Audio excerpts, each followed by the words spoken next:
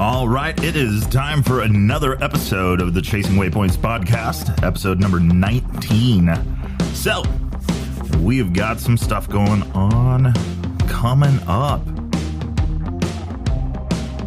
So this is counting down to day number 1. We are exactly 7 days away from the first day of Sonora Rally racing.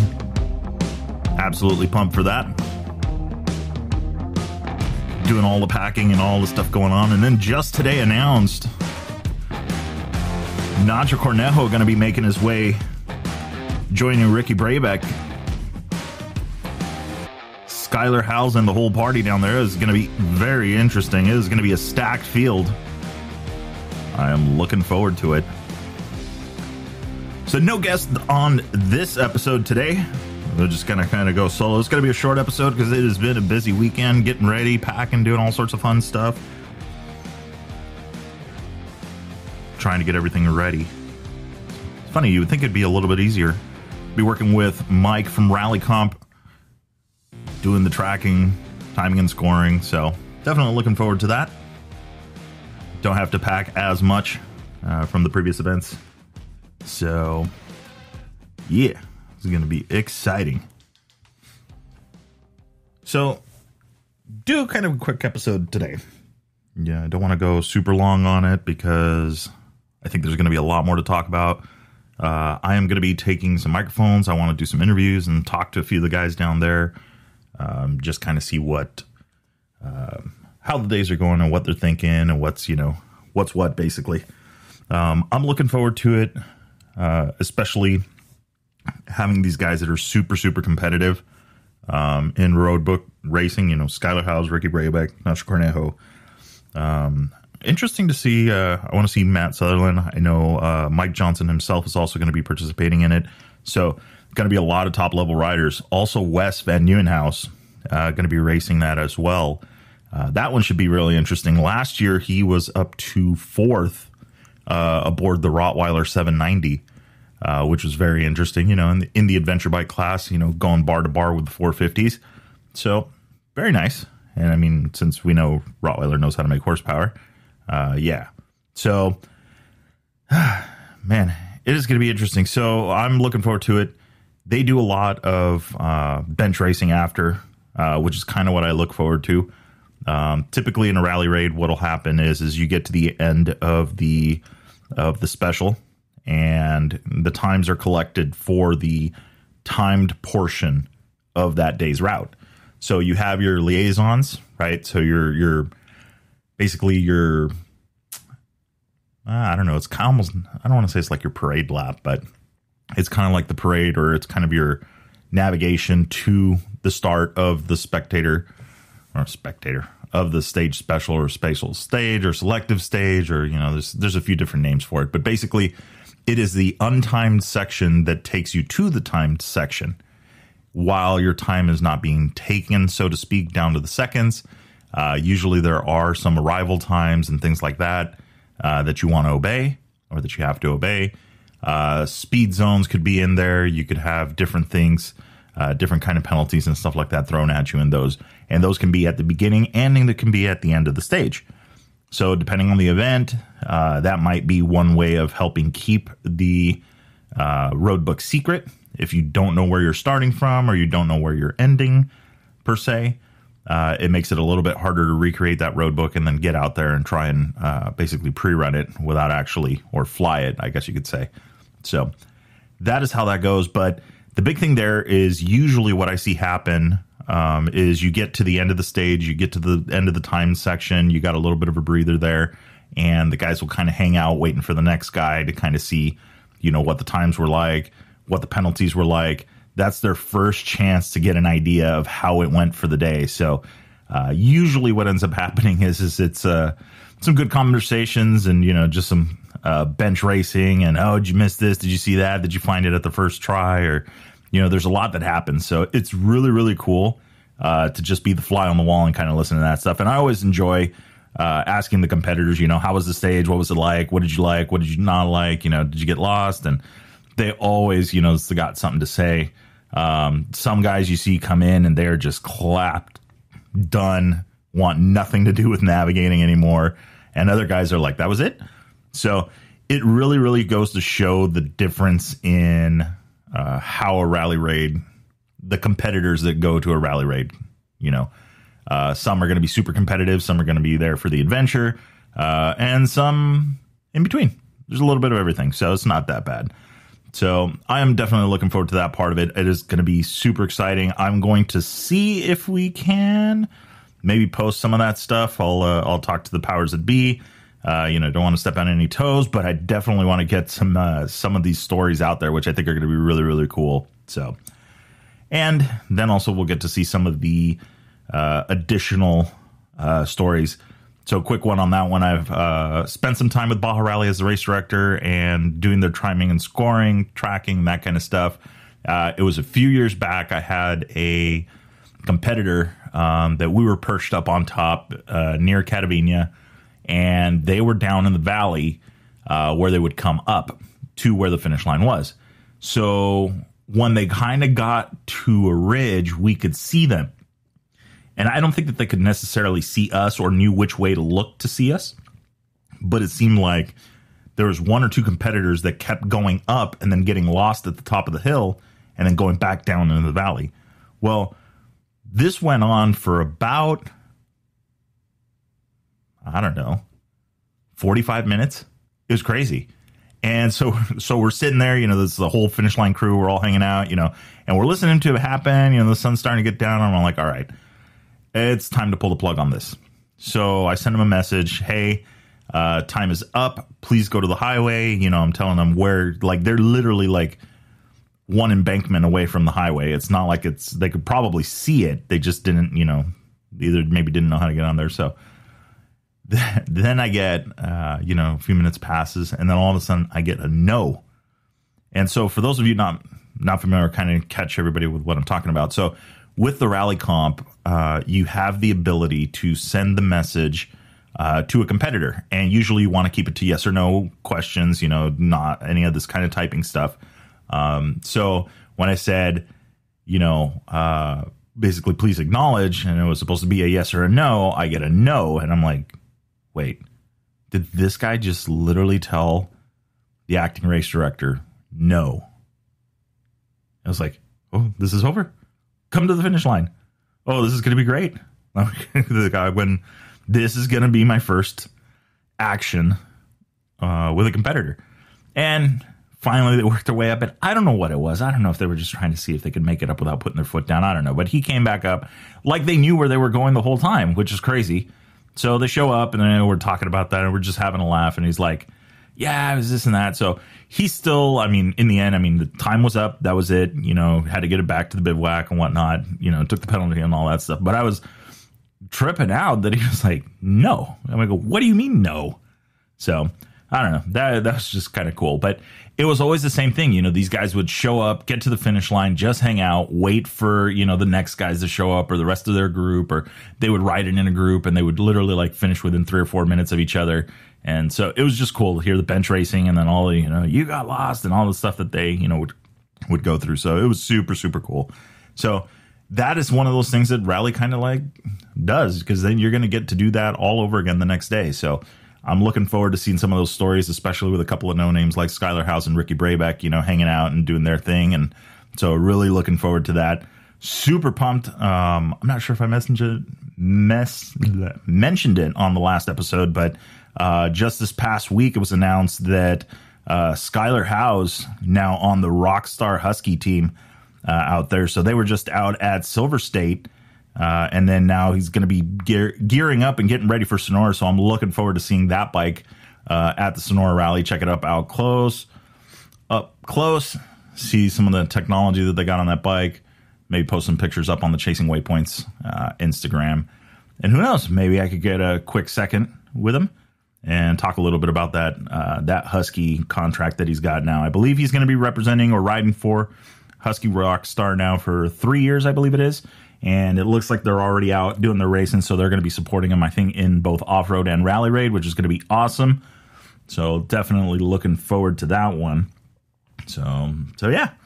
So let's see, what else have we been up to? So yeah, this whole week has just kind of been a little bit of a rush, work and all of that. And then getting back to it, trying to figure out, all right, the car, last week I had an issue with the CV on it, and, I got that dressed and I've been listening to it. It looks like we're good to go there. Now comes the fun part, time to pack. So I wanted to talk a little bit about that on this episode, both packing, basically the car to go to an event like this, packing a adventure bike to go on a major ride, or packing for something like a rally raid type event and all that, and just kind of seeing, in the pits and the stuff that they take. One of the things, not super familiar with every single last detail of what gets thrown in the truck, but one thing you're going to find that I've seen a lot of on these bigger rally bikes is they get very creative with where they put spare parts and the spare parts that they carry. So I've seen extra clutch discs, the steel part, not the friction, the levers for sure, levers strapped in different places, just creative ways on how to basically bring the spares along that could literally end your day. So I kind of look at that and I think, okay, well, what would be the thought process behind it? And I mean, that's got to be pretty simple. It's like, okay, what's going to be the one thing? Okay, like if this clutch goes south, what can I do? Oh, well, you need to take up the room because now there's no friction material, which means there's extra room in there. So one way to do that is an extra disc. And you can put a steel in there and take up the room. Wendell Mackey, maybe? I saw him use a leather shoelace on a 790 to take up the room, and I guess it worked for another several hundred miles, I guess, or something like that. I don't know. If he listens to the podcast, I'd hope he'd chime in and we could talk about that, bush repair. Actually, that would be a great bush repair to send to Toby Price. Toby Price having to zip tie a tire together on the on the marathon stage at Dakar, because he had torn up one of the tires pretty bad and zip tied it together and just kind of made it happen and limped it to the finish line for the next day's stage. So that was pretty cool. But going on to the next kind of thing. So one of the things that I've done in the past when it comes to packing for an adventure ride, I am a minimalist. I love to take things that have multiple uses and are things that I'm literally going to use. If I'm not going to use it, it's not worth taking. It's not worth taking up the room. I'm always looking for the smaller things to be able to pack on the bike and get it done. But I am a bit of a bigger guy, so it's a little bit tough sometimes, getting that super tiny sleeping bag, getting that super tiny tent and the chairs and all that stuff. But over the years, and after the research and a few Amazon orders and that kind of stuff, I've been able to find the stuff that works for me. So I just look at it as you're going to experiment and you're going to just kind of find the right combination. But one of the things that I do notice that's kind of common that I've seen in this is that I will typically look at something and think of a situation and go from there. Okay, what are the things that I'm going to need? Oh, okay, well, I'm going to be staying the night. All right, well, staying the night involves a place to sleep, shelter, and stuff to keep you comfortable. Okay, perfect, easy. Going to need a flashlight. All right, perfect. Now that topic is handled, then it's, okay, now I'm going to ride this bike for 250 miles in a day. What am I going to need? What can I carry on the bike? Think about, say, like nutrition and food and stuff like that. Okay, I'm going to throw some granola bars in there, and that's not my main source of food, but that's my in case of emergency. I know I've got water. I know I've got this. So it's all, I think that when packing and doing this kind of stuff and preparing for these longer rides, it's always something like, okay, pick the subject, and then with that subject, go all the way to the end. Okay, so I've handled my accommodations. All right, next is going to be the sustenance and food and water and that kind of stuff. Okay, what is the game plan? All right, I know I am going to stop at this place and I'm going to get at least a couple Pedialytes and I'm going to order electrolytes, throw those in the bag. I'm going to carry them into the campsite or where I'm going to be camping. So I'm not carrying the whole day. I'm not having to carry extra water the whole day. I'm just planning ahead so I know, okay, because A, then B. So Same thing with, like, say, for instance, communications. Communications is an important one, and I've got, I'm absolutely stoked. I have somebody coming on the show here in the next few weeks. Just got to get the calendar going, and actually, there's kind of a side note. I'm pretty stoked about that. With the help of Gnarly Dave, I have getting the opportunity to meet some really great people and have some really, really cool guests coming up in future podcasts. Now, literally to the point today, I was like, okay, I need to make a calendar. This is getting crazy. So I'm stoked to that. There's going to be a ton of new guests coming and stuff like that. So I won't mention any names yet. Don't want to jinx it. Want to make sure we get everybody booked up and then start recording some episodes. But anyway, communications. So communications is the same thing. To me, it's like, okay, how am I going to stay in contact? All right, you got your cell phone. Great. All it takes is one fall, you break the screen, and good luck trying to get out. Siri, break the microphone. Now Siri doesn't listen to you, as my Siri is probably going to go off. But there are, you have to have, like, the backup plan. So typically when I go riding, cell phone means I've got stuff that will allow me to extend the battery for the cell phone. So it could be spare batteries, whatever, one of those little solar battery banks, stuff like that. Then I go, okay, well, then now it's radio. Okay, well, I've got my two-way handheld that I'm going to throw in the bag. Do other people on the trip have it? Yes. Okay, cool. So that means I'm going to go full send. I'm going to have my Sena SR10, got to charge that up, get that set up, wired to the helmet or paired to the helmet because it's all Bluetooth. And then, okay, cool. So now we got 2 radio comms. And then now we're up to cell phone and handheld. Then the next goes, all right, well, we're going remote, and it's always a great idea to carry one. I have one, and it's the Garmin InReach Mini.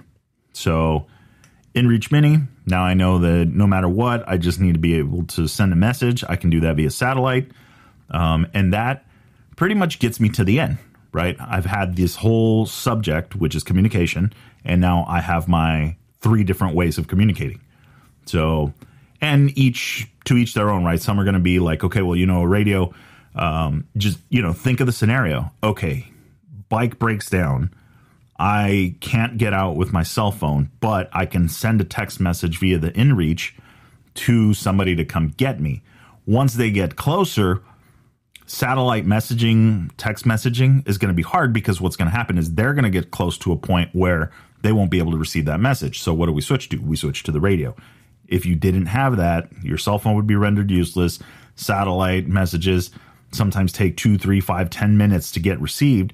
So you're just going to be playing cat and mouse. So in the end, the simple of it is just, okay, pick a subject, quote unquote, communication. All right, we're going to run this all the way down to the end. Here is a possible scenario. What would I do in this scenario? So when it happens out in the middle of nowhere, you're the guy looking like, dude, have you done this before? And it's because I literally took the time to sit down and think, okay, if this happened, what would I do? And so you've got your whole plan. And it works. I love the Garmin InReach Mini. I actually have 0 sponsors. Is that kind of cool? But I have a lot of friends that have taught me a lot and have helped me along the way. But I guess long story short, I'm trying to say this is not a Garmin commercial. But anyway, so sitting up at Mike's Sky Ranch, middle of nowhere. This is the greatest place. If you literally want to go to the middle of nowhere, that's relatively close. It's got a great view of the sky. Some pretty awesome scenery during the day. A great ride. If you haven't done it on a motorcycle, it's awesome. Or even in a car, there's a really cool route that I have to get there that takes you through the pine forest and goes down. And it's all like old school Baja 500, Baja 1000 course stuff. But it's super cool. But once you get there, that's it. They have a phone that you can call. And that's it. Cell phones don't work. Satellite phones will work. And I know that the Garmin InReach Mini will work. So we're sitting there, earned our beer. This was break and ride for the F800 GS that I had, the GS Adventure. And we're just sitting there, chilling. Troy, riding buddy that we went with, He was out changing or doing something or grabbing the next round of beers. I don't know. So in the meantime, I'm sitting there and I'm just like texting and my phone's going off, like I'm receiving text messages. And there's this couple that's kind of next to us and, they've got the Jeep, right? The Jeep. This thing is like a mall crawler that somehow made it up the hill. And all the stuff and all the, the rooftop tent and the lights and the ditch lights and the fancy wheels and everything like that. And I'm not trying to talk shit about Jeeps or anything like that, but the full send. Everybody's seen them. It's not like I'm saying anything that hasn't been done before, but they're out there. So anyway, I'm sitting there, and I can see her, this lady kind of looking over and I was like, he's getting text messages. How is that happening? And, a few more. And then the husband comes back and, I kind of see the nudge. And it's funny. I'm watching all of this out of the corner of my eye. And I was just laughing about it because I'm like, this lady's like really interested in what's going on over here. Finally, I think she suckered the guy into coming over and asking, like, hey, what is that? They had no idea what it was. And then I gave him my almost advertisement, but not really. And it was like, kind of like, oh, okay, cool.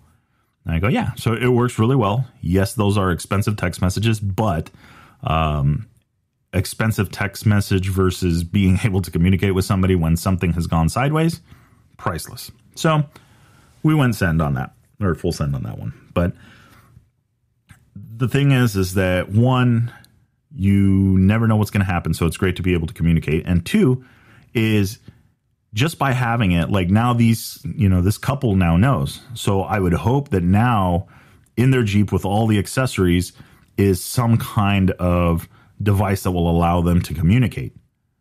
So it's just kind of like one of those things like, duh, why wouldn't you have it? And then one of the more important things that I've learned when you do have it, how could I say this sarcastically?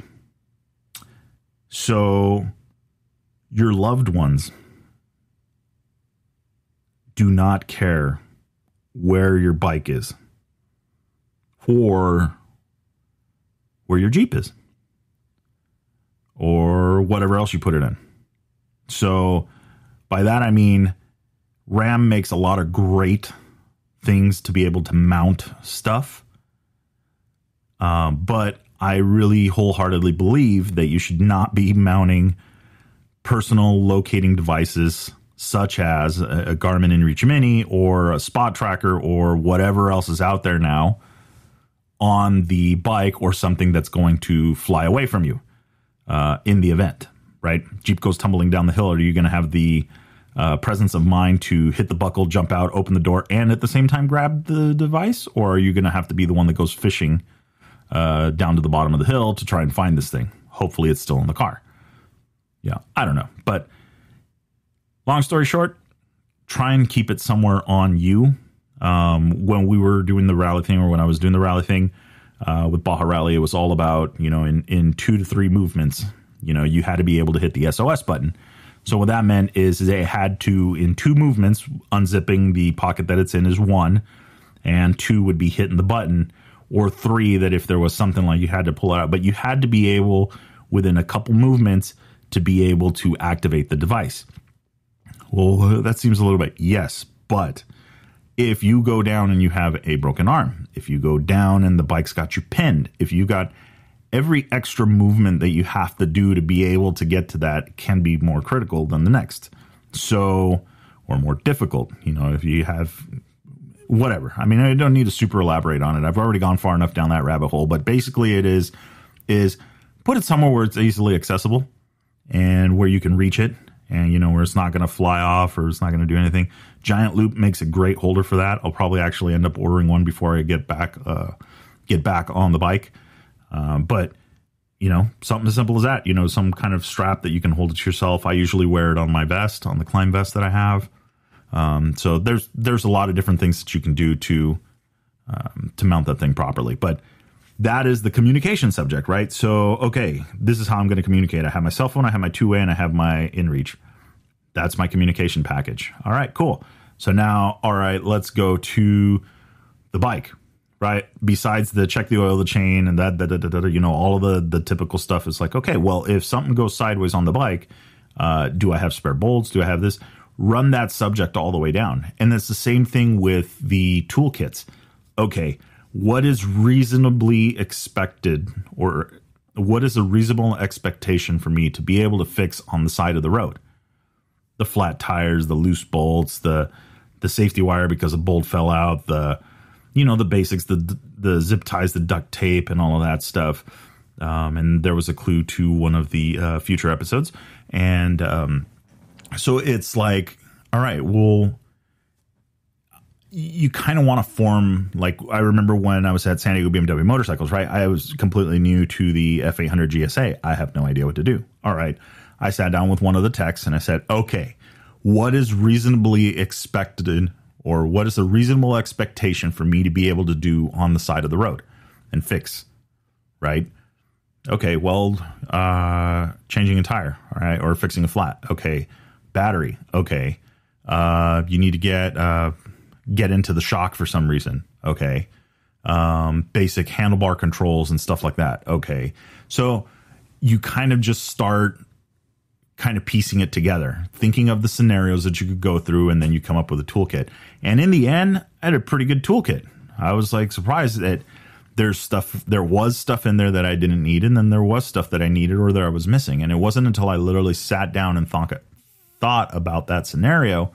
Each scenario was like, okay, this is relevant. Okay, this is not relevant.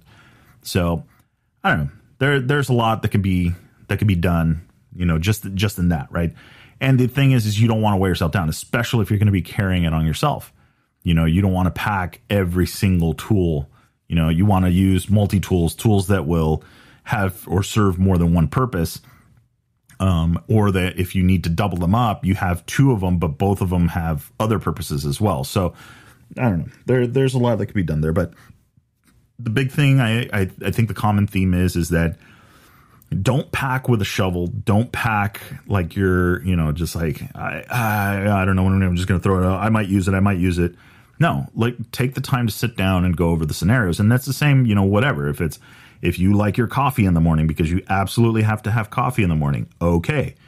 Have that whole conversation with yourself. What do I need? I need water. Okay. I need heat. I need the coffee grounds. I need my French press. Okay. I need my soy latte. Okay. I need my, vanilla flavored gluten-free air. Okay. You know what? Like add up all the stuff that you're going to need and then just say, okay, I have completed this subject. I'm done with it. Now I'm on to the next one. So I feel like this episode might be a little bit of 101 on this, but I don't know. Maybe to some people, they've never really thought about their packing routine or how they would go about packing. So that's just kind of how I do it. And it's the same thing, in learning from racing and racing with my parents and then with my brother and all that stuff. It's all about like, okay, what is the scenario? Oh, my brother's UTV. Hey, we need to change a belt. Okay, perfect. Here's this one case that's got the belt tools. It's got the belt itself, brand new belt in it. We've packed it. We've duct taped it. We know that there's a brand new belt in there. Okay, perfect. That subject is now done. On to the next. So you, in that way, it's like you don't forget things and you don't do that. Life lesson learned. Working on a 10 car back when when I was at Mendiola Transaxles. We're going through it and we're building this in Mike Mendiola's garage. And, it's a 10 car and it was really, really cool. So I grew up as a kid watching these races, going to these races. And there was Chris Harold. Chris Harold is, pretty famous 10 car driver. I mean, he gets down. And so we had the opportunity to work with him. And, he was the driver of the single seat car. And then Jesse McClain and myself were the drivers of the 2-seat car. And I remember there was a night there that we were going through it and all that stuff. And so it was getting late. I was like, all right, it's time to go. We had burned worked the whole day and then came over to Mike's house and then, continued the work there. So mounted the shocks, put everything, hand tighten the nuts. All right, cool. Everything's mocked up there. All right, we're good to go. Take off. Going through it. And then the next day I come over and I remember Chris is there and we're all talking about all that stuff. And he's all like, what happened with the nuts on the bolts and all that? And I was like, oh, yeah, I know that's just one of the things that, we needed to do today. And he goes, okay. But, You know when somebody asks you a question that you feel dumb answering because you know exactly what the answer they want to hear is? You know, that one feeling you get, you're like, damn, I'm about to answer this question, but damn it, I should have done something about it. And that's, excuse me, and that's exactly what it was. If you put the thing there already, how much longer would it have taken you to take out 2 wrenches and tighten these things down to spec? Put some Loctite on it and be done. Yeah, I guess that's right, huh? So I kind of, it's funny. It's one of those things that's carried over into the other thing. Okay, I know I'm really tired, but if I spend 2 more minutes on this, how much more could I get done? So I think it's the same thing with packing. So okay, I'm going to take this subject. I'm going to communications. I'm going to take or my camping equipment or the bike or whatever it is, and I'm going to run it all the way down. I'm going to take those 2 extra minutes to make sure that I've got everything that I need, and then that possible scenario and kind of account for that. And yeah, I know it's like, but sometimes it's in those last 2 minutes or in that last minute when you think, okay, am I really done with this, that you remember, oh, damn, safety wire, like all the little things. So that to me is like, is just kind of been a growing thing. And I do the same. I would go downstairs right now. I've got my radio box, right? So everything inside of that box is ready to go. I pull the one box out.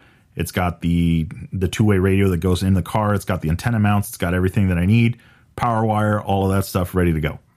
Sitting right next to it is the stuff for the handheld radios, the chargers, the batteries, the handhelds themselves, and all that stuff. So that is a radio box. I know that is a complete subject ready to go. Chargers are there. The programming cables are in there. Everything that I would need. That whole subject is right there. So I guess you could think of packing like a bunch of subjects. You've got history, you've got math and all that stuff. And some of us don't like history and some of us don't like math. But if you've kind of studied it, or you kind of know like, okay, this is this subject, I need to run it all the way down to the end. I promise it'll probably be a little more useful than algebra, or advanced trigonometry or calculus or whatever else they teach us nowadays. But yeah, I mean, that's pretty much it on that one. I mean, I like, like I said, I kind of wanted to, since it's been the theme, like I've been thinking, all right, what do I need to take? What do we need to do? All right, well, we're not doing this, so we're not going to need that, just thinking through those scenarios and thinking, okay, what am I going to need? So then that way you're truly prepared, because if you just want to say, well, what if this happens? And then the next thing you know, it's like you've got so many what if this happens scenarios, and you've accounted for so many of them that the toolbox is, 60 pounds. The car is filled to the brim with camping equipment. The roof rack has 0 room for the one shade that you really actually were going to need had you really thought a little longer about it. So there's a lot of things that can go, can grow very quickly if you don't maybe adapt some kind of pattern and think about, the possible scenarios and stuff like that. So yeah, I don't know. That's just how I look at it. I think that it works out pretty well, but yeah, I don't know. We will see. Well, I guess we're going to find out in about 5 or 6 more days. So yeah, so the plan is going to be leaving bright and early Sunday morning to head down to the Sonora Rally and then help with the registration, technical inspection, all that fun stuff. And then we're going to turn around and go racing for 5 days. I believe the last day of racing is on Friday, and then we are going to be coming back Saturday or Sunday, after the event. Hopefully with a bunch of cool stories. Definitely would be looking forward to jump on a podcast. Hopefully I get a chance to talk to some of these guys, get some audios for you guys, and kind of see how the event is progressing. And yeah, so I think it's going to be pretty cool. So if there are questions, things, other stuff that you would want to hear from the Sonora Rally, let me know. I'll see if we could get it answered. I mean, we were very lucky to have Darren Skilton of Sonora Rally, creator of the Sonora Rally, on not last episode, but the episode before that. This last episode, we were able to talk to Jacob Argybright. He's preparing his KLX 450 for the Sonora Rally, so he's almost there. When we talked, he had the bike still down to the frame. I talked to him today. Sounds like we're a lot closer to being done. So pretty cool. Starting to see the Instagram posts. There's people starting to converge on Mexico and Sonora side. So I'm looking forward to it. It's going to be cool. So this is probably going to be the longest week ever, just because that's how it goes. But I think it'll be fun. So stay tuned for more, because I think there is a lot more coming. I got to start working on this calendar thing, because that's getting long kind of quick. But yeah, if you guys didn't see and are following on the Facebook side of things, I did put up a post. There are a limited number of FlexFit hats available on the chasingwaypoints.com website. God, that felt like a shameless plug. But hey, they're there if you guys want to support the channel or support, the podcast, that kind of stuff. The hats are available there. I got a couple more things coming, hopefully this week. We will see. I've got the stickers. So I've got a couple different designs there. So I'll throw a couple in the box for if anybody orders the hats or whatever. So I've got more authentic designs doing that stuff for me out of Lake Elsinore. So super stoked on them. Look for them. Maybe I'll post pictures and coordinates of where I put them. And then people have to take pictures at said coordinates of said sticker. I like that idea. Maybe we'll give that a shot. But anyway, all right. So Sonora Rally starting this Sunday. Tech registration, all that fun stuff, and then racing Monday through Friday. So definitely looking forward to it. I know I've said that about 932 times, but it is the truth. So we will be down there. Look us up if you are headed down to the Sonora Rally and listening to this. And otherwise, if not, and you're playing the home game, head on over to the Facebook page. I'll go ahead and post this as well. You'll see a new link now. That's going to take you directly to the website. Much easier, because then you can just click on either the Apple podcast or the Spotify podcast, whichever channel you listen to. Anchor gives me a bunch of different analytics. Those are the two absolute most popular platforms for it. So if we need another link up there, Google Podcasts or something like that, let me know. I can throw that up there, so it's easier for you to find the episodes and all that. So once again, guess what? I'm excited. This is going to be awesome. So hopefully the weather's not too hot. I don't do well in hot weather. But, oh man, here we go. All right, guys. So that is it for this week's episode. Don't forget, like, subscribe, do all of that stuff. Comment on Facebook. You can follow us on Instagram as well, chasingwaypoints_official. And check out the website for all the new updates and stuff like that. Follow us along on Instagram. I'll probably be posting most of the updates on there. And I am looking forward to it. All right, guys, we will see you for the next episode. Might be a little bit late because we're going to be down in Sonora. But don't hang me on that one. But I am trying to get us some really cool stuff for that. So anyway, enjoy the week. We will talk to you soon.